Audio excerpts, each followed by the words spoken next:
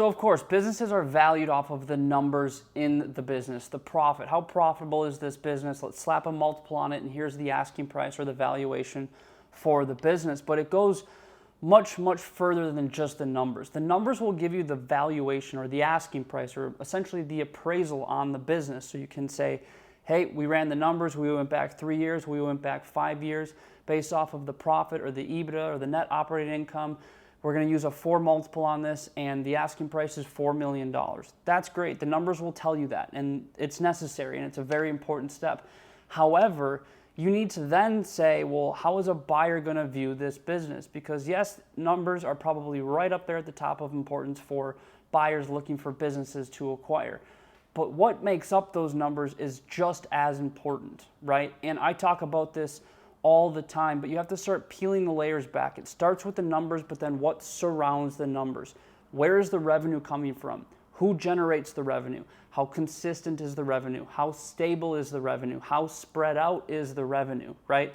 Because you can have a business that's making $1 million in profit, but maybe 80% of that revenue is coming from one contract customer that you have had for 20 years. And that's great, and your relationship is strong with that customer or client, but that is very concerning for a buyer, and it will result in you probably not getting any offers, or at least getting very, very low ball offers, and that's not what we want here. So it starts with the numbers. Make sure your numbers are consistent. You want to show high profit on your business, and you want to get the highest possible multiple you can for your business when a valuation is being performed.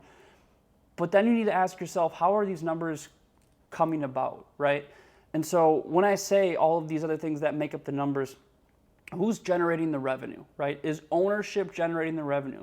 Is the one owner or the two owners or the three owners of this business the ones generating the revenue? Because we're removing the ownership from this equation once the business is sold.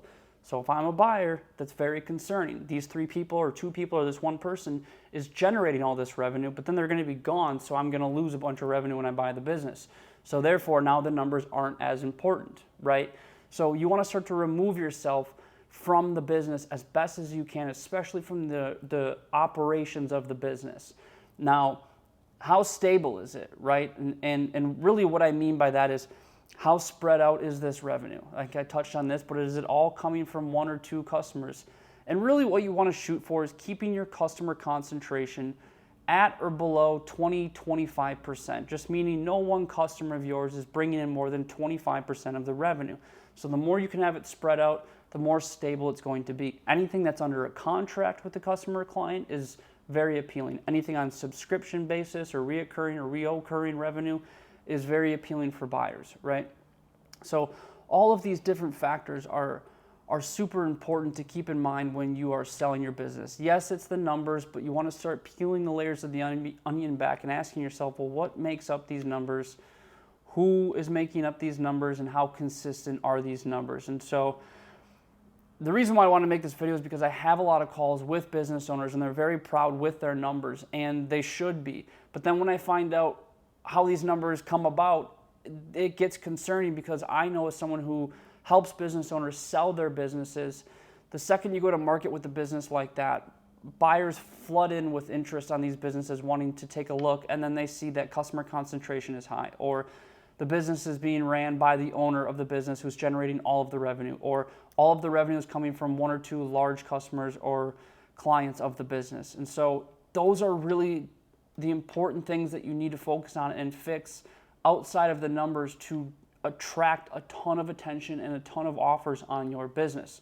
So numbers are important, but then start to take a look at what surrounds those numbers, what makes up all of those numbers.